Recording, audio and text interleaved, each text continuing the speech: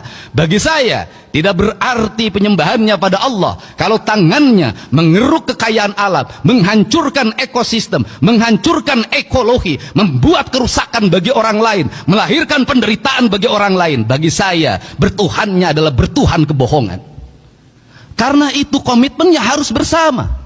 Maka dalam komitmen bersama itu tadi ditandatangani, saya menyebutnya itu disebut dengan gerakan manunggal.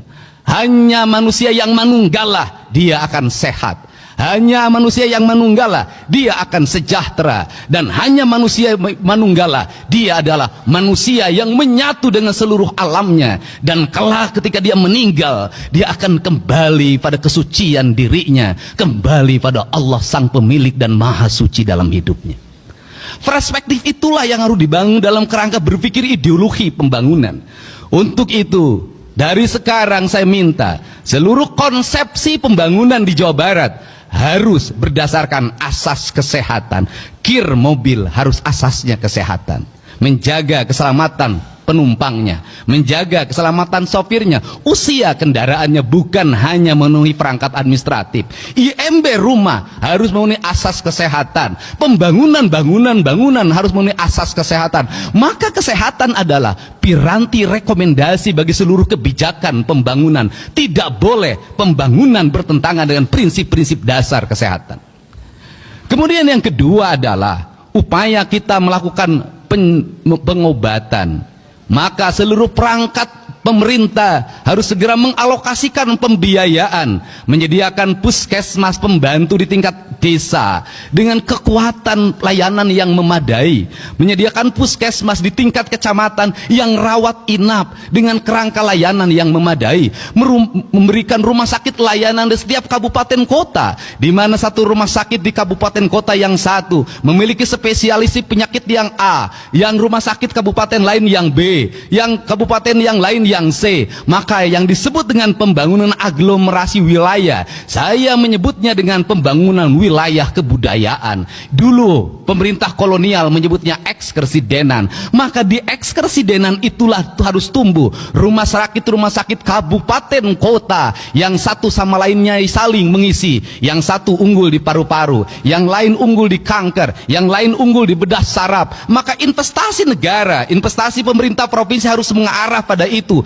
Apa yang menjadi kebutuhan publik? Maka awal yang harus dilakukan adalah membuat audit kesehatan bagi seluruh warga Jabar, sehingga kita tidak salah dalam merencanakan alat kesehatan, tidak salah dalam membeli obat. Untuk apa? Agar sesuai dengan culture-nya. Apa yang terjadi di Jawa Barat hari ini, ketika orang Garut dipatok ular, maka serumnya tidak ada di puskesmas. Untuk itu harus diidentifikasi secara ekologi. Di desa ini ular apa? Kalau mematuk petani, mematuk nelayan, mematuk buruh tani, maka kita harus sudah siap. Maka di desanya sudah ada serum bisa anti ular. Kerangka ini harus dibangun dalam capaian berpikir yang universal, tetapi tindakan-tindakannya harus bersifat lokal. Kemudian yang berikutnya adalah membuat gerakan. Ketika hari ini dicanangkan gerakan makan bergizi gratis, sesungguhnya itu adalah harapan. Harapannya apa? Harapannya anak-anak kita mendapat asupan gizi yang memadai. Hari ini anak-anak Jawa Barat mengalami problem di makanan. Kenapa? Ibunya sudah tidak memasak di rumahnya. Maka anak-anak jajan di pinggir jalan. Maka anak-anak jajan dimanapun. Apa yang terjadi pada hari ini? Anak-anak meminum gula dengan kadar gula yang berlebihan yang dia dapatkan di warung-warung. Anak-anak memakan minyak-minyaknya, kadarnya sudah berhari-hari tidak diganti. Apa yang terjadi?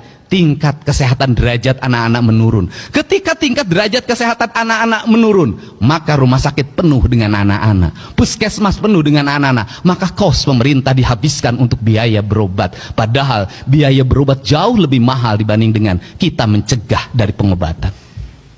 Yang kedua adalah kerangka cager kelangka bager. Maka orang cager maka dia akan bager.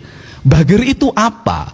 Bager itu dalam kata orang Sunda, yaitu orang yang memiliki kebersihan hati awalnya. Celik putih, celak herang, caang bulan 14, jalan gede sasapuan, tegenek temalek-mek balumbang timur narawangan. Maka sifatnya, dedehan welasan asihan, nulung kanu butuh nalang kanu susah nganter kanu sieun nyaangan kanu poeken. Maka kerangka kerja itu harus dibangun dalam sistem pendidikan yang membangun karakter pribadi anak-anak. Anak-anak kita pinter main IT-nya, anak-anak kita pinter berucapnya, tapi hari ini lemah kesabarannya, lemah fisiknya, dan dalam jangka panjang kalau ini dibiarkan maka akan menjadi ancaman masa depan. Saya katakan tadi malam sudah layak para bupati wali kota hari ini mengevaluasi anak-anak TK, SD dan SMP menggunakan perangkat HP dalam kehidupan keseharian kalau ingin punya generasi hebat.